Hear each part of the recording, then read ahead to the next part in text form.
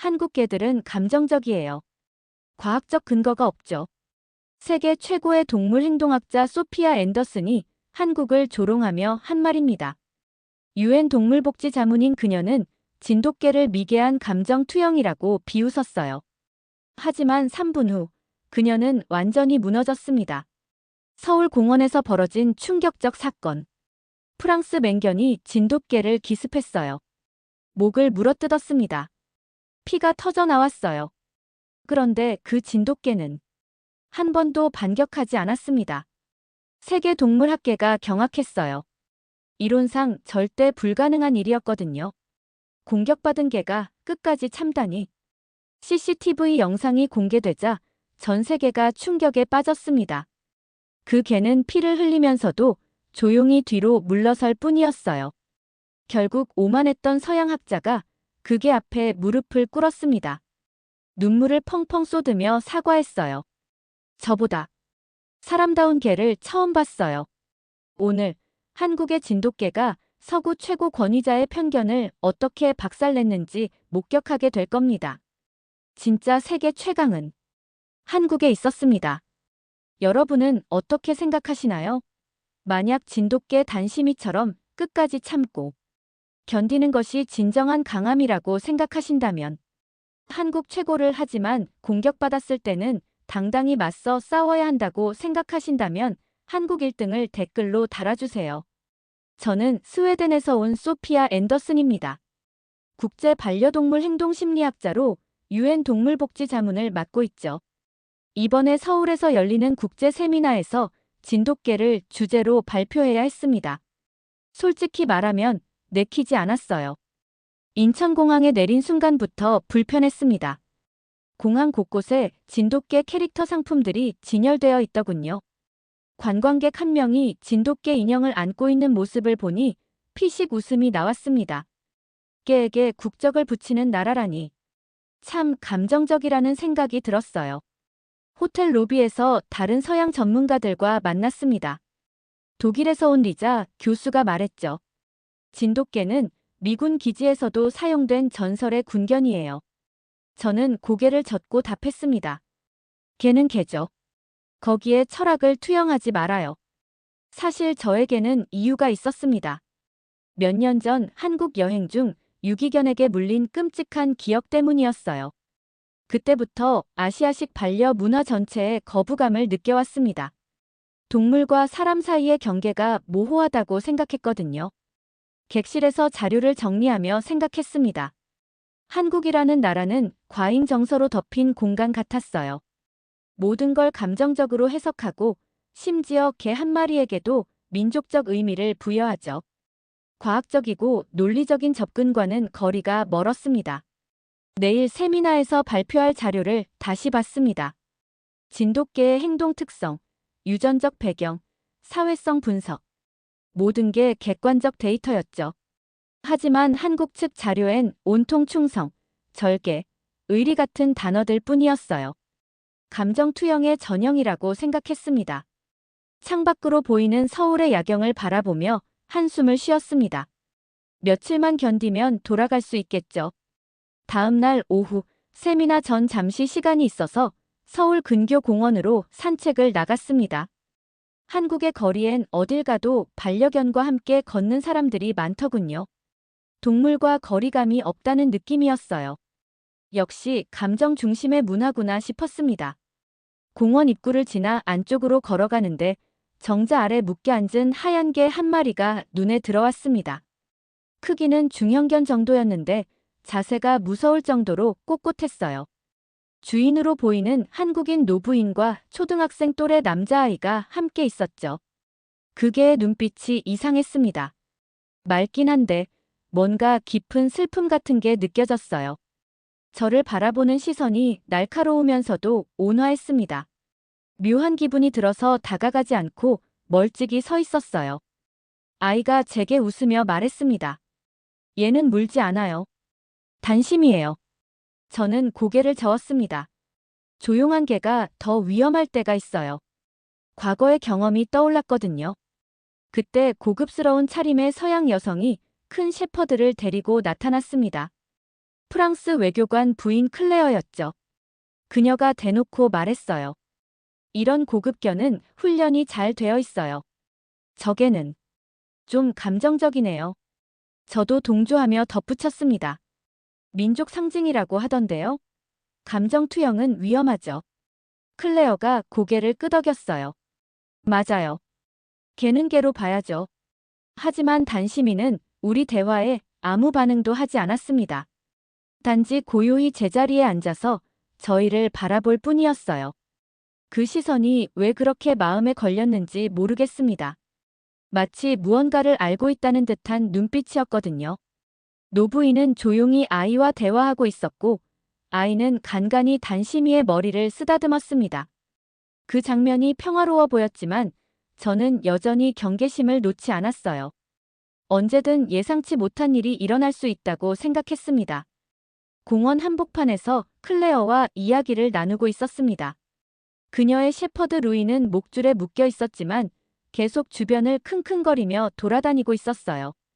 저희는 한국의 반려견 문화에 대해 토론하느라 잠시 개들에게서 시선을 떼었습니다. 그 순간이었어요. 갑작스럽게 무언가가 잘못되었다는 느낌이 들었습니다. 클레어의 비명소리가 공원의 고요함을 찢었죠. 루이, 안 돼. 저는 급히 고개를 돌렸습니다. 충격적인 장면이 펼쳐져 있었어요. 루이가 단심이의 목덜미를 물고 놓지 않고 있었습니다. 단심이는 저항하지 않았어요. 짖지도 않았습니다. 그저 고개를 돌려 공격을 피하려고 할 뿐이었죠. 아이가 울기 시작했고 노부인이 달려가며 외쳤습니다. 단심아. 하지만 가장 놀라운 건 그 다음이었어요. 단심이는 끝까지 반격하지 않았습니다. 물지도 않았고 발톱으로 핥히지도 않았어요. 대신 천천히 노부인의 뒤로 물러섰습니다. 하얀 털 사이로 빨간 피가 뚝뚝 흘러내렸어요. 그 모습을 보는 순간 제 가슴이 먹먹해졌습니다. 왜 반격을 안 하는 거죠? 클레어가 황급히 루이를 끌어당겼습니다. 미안해요. 갑자기 그러네요. 하지만 그녀의 목소리에는 진심이 느껴지지 않았어요. 오히려 책임을 회피하려는 느낌이었습니다. 저는 말을 잃고 그 광경을 바라봤습니다. 제가 알던 동물 행동학으로는 설명이 안 됐어요. 공격받은 개가 반격하지 않다니. 더군다나 진돗개는 용맹하다고 알려진 견종 아닌가요? 단심이의 눈빛이 제게 꽂혔습니다. 아픔 속에서도 원망이나 분노가 아닌 그저 조용한 슬픔만 있었어요.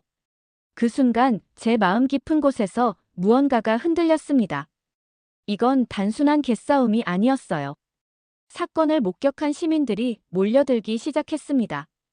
공원 관리소 직원들도 출동했어요. 그중 한 명이 말했습니다. 여기 CCTV가 있으니까 확인해보죠. 클레어의 얼굴이 살짝 굳어졌어요. 개들끼리 그런 일이 있을 수 있죠. 서로 감정적인 순간이었을 거예요. 클레어가 변명조로 말했습니다. 저는 더 이상 말을 하지 않았어요. 무엇이든 확인하고 싶었거든요. CCTV 판독실로 향했습니다. 최경석이라는 공원관리소 직원이 화면을 조작했어요. 몇 시쯤 일어났죠? 저는 정확한 시간을 알려줬습니다. 영상이 재생되기 시작했어요. 단심이는 묶인 채 정자 아래 자리를 지키고 있었습니다. 꼼짝도 하지 않고 앉아있더군요. 루이가 먼저 다가갔어요. 경계심도 없이 말이죠. 여기 슬로우로 봐주세요. 제가 요청했습니다. 느린 화면으로 보니 더 충격적이었어요. 루이가 갑작스럽게 달려들어 단심이를 물었습니다. 단심이는 아무것도 하지 않았어요. 눈을 감고 고개를 돌리고 끝까지 발톱 한 번 휘두르지 않았습니다. 그 순간 제 과거 기억이 겹쳤어요. 개에게 물렸던 그날. 하지만 그 개도 겁먹었었고 저는 공포를 일반화했었던 거죠. 이상하네요. 진돗개면 당연히 반격해야 하는데. 최경석이 중얼거렸습니다. 저는 화면을 뚫어져라 바라봤어요. 단심이의 모습에서 제 편견이 조용히 부서지는 걸 느꼈습니다. 클레어가 뒤에서 말했어요. 개들끼리 그런 일이 있죠. 문화 차이일 수도 있고요. 저는 돌아서서 그녀를 똑바로 봤습니다. 이건 문화 차이가 아니에요. 이건 품격의 차이예요. 화면 속 단심이가 피를 흘리며 뒤로 물러서는 모습을 보니 가슴이 아팠습니다. 저보다 사람다운 걔를 본 건 처음이었어요. CCTV 영상을 본 후 저는 한참 말을 잃었습니다. 최경석이 중얼거렸어요. 아이가 물렸다 해도 저 진돗개처럼 침착하긴 힘들죠. 그의 말이 제 마음에 깊이 박혔습니다. 클레어는 끝까지 책임을 회피했어요. 개들끼리 그런 일이 있죠. 루이도 처음 보는 진돗개라 당황했을 거예요. 저는 그녀의 말에 화가 났습니다. 당황한 건 루이가 아니라 우리였거든요. 동물병원으로 향하는 길, 저는 계속 생각했습니다. 진돗개가 정말 이렇게 참을성이 강한 견종인가? 제가 알던 모든 이론과 달랐어요. 공격받으면 반격하는 게 동물의 본능 아닌가요? 병원에서 수의사가 말했습니다. 상처가 깊어서 수술이 필요해요. 진돗개는 원래 강한 견종인데 끝까지 참았나 보네요. 저는 말없이 계산서를 집어들었습니다. 제가 낼게요. 클레어가 놀란 표정으로 저를 봤어요. 왜요? 당신 개가 아닌데. 저는 대답했습니다. 제 잘못은 아니지만 빚진 게 맞네요. 수술실 앞에서 기다리며 저는 진돗개에 대해 다시 생각해 봤습니다. 한국인들이 왜 이 개를 민족의 상징이라고 하는지 조금씩 이해되기 시작했어요. 강함이란 이기는 게 아니라 참는 것일 수도 있겠다는 생각이 들었습니다. 아이 도영이 제게 말했어요. 단심이는 할아버지가 돌아가신 후로 한 번도 안 짖었어요. 할머니 말로는 슬픔을 아는 진돗개래요. 그 말이 제 가슴을 찔렀습니다. 저는 그제서야 깨달았어요. 제가 감동받은 건 상처 입은 개가 아니라 상처를 안고도 침묵하는 그 눈빛이었습니다. 진돗개 단심이는 그 어떤 사람보다 품격 있게 아픔을 견뎌냈거든요. 수술이 끝나고 나서 저는 조용히 중얼거렸습니다. 진돗개. 정말 특별한 견종이네요.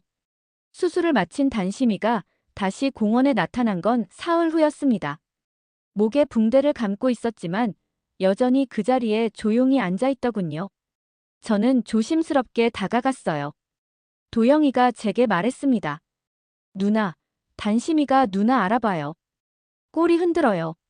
정말이었어요. 단심이가 꼬리를 살짝 흔들고 있었습니다. 아무 경계심도 없이 말이에요. 그 순간 눈물이 터져 나왔습니다. 제가 편견을 가지고 바라봤던 그 개가 저를 기억하고 있었던 거예요. 더 놀라운 건 원망하지 않는다는 점이었습니다.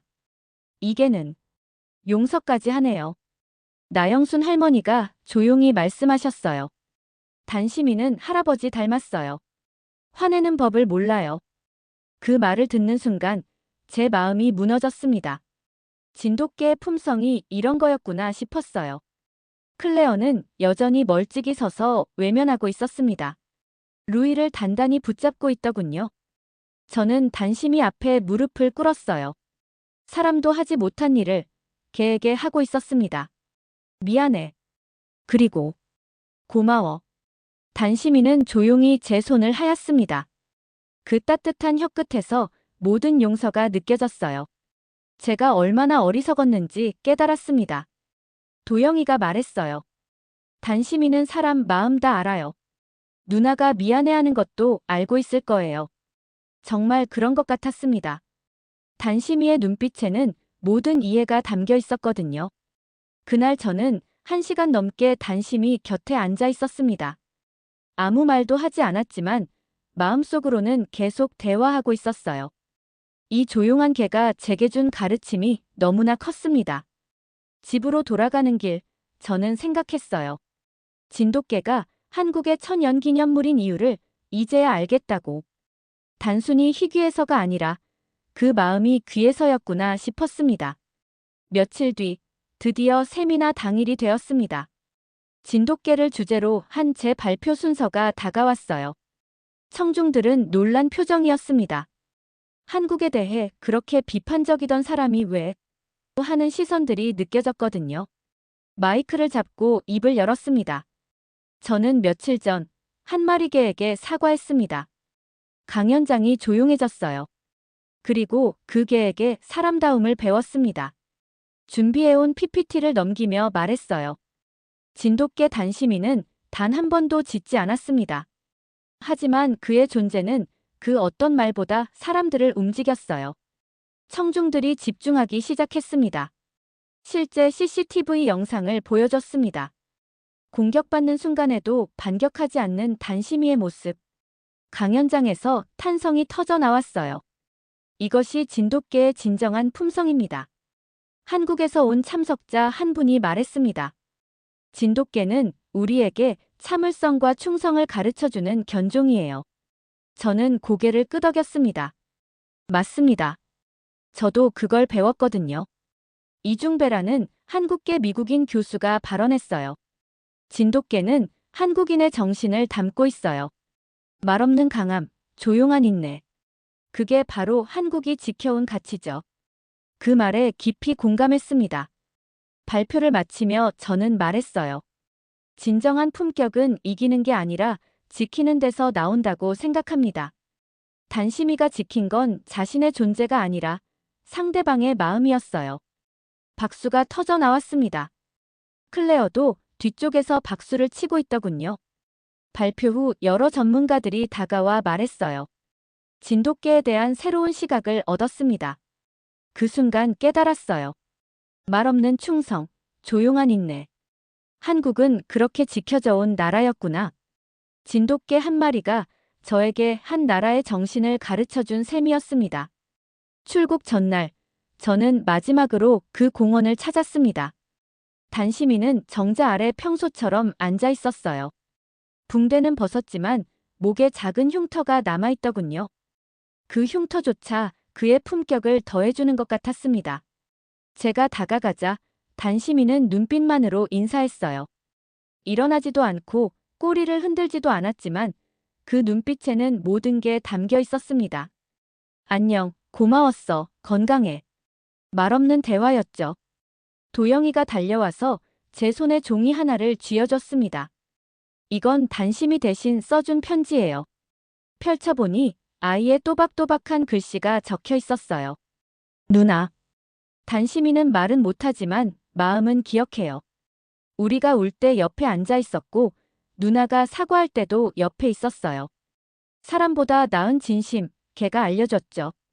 편지를 읽는 동안 눈물이 났습니다. 나영순 할머니가 조용히 말씀하셨어요. 단심이 덕분에 좋은 인연이 생겼네요. 멀리서도 건강하세요. 그 따뜻한 말씀이 가슴에 와닿았어요. 공항으로 가는 택시 안에서 저는 창밖을 바라봤습니다. 서울의 거리가 전과는 다르게 보였어요. 감정적이라고 생각했던 이 나라가 사실은 가장 깊은 절제를 아는 곳이었구나 싶었습니다. 비행기에 오르며 생각했어요. 진정한 강함이란 무엇인지, 진정한 품격이란 무엇인지. 단심이가 몸소 보여준 그 모든 것들이 제 마음에 새겨졌습니다. 스웨덴으로 돌아가는 비행기 안에서 저는 마지막 다짐을 했어요.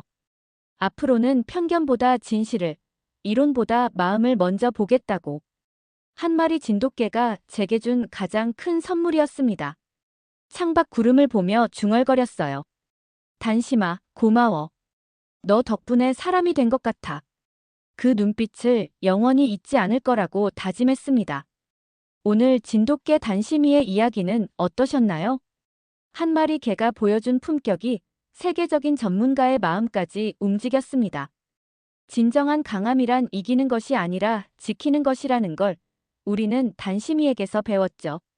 이런 감동적인 한국의 이야기들을 더 많이 전해드리고 싶습니다. 구독 버튼을 눌러주시고 좋아요로 응원해주세요. 그리고 주변 분들에게도 이 따뜻한 이야기를 공유해주시면 정말 감사하겠습니다.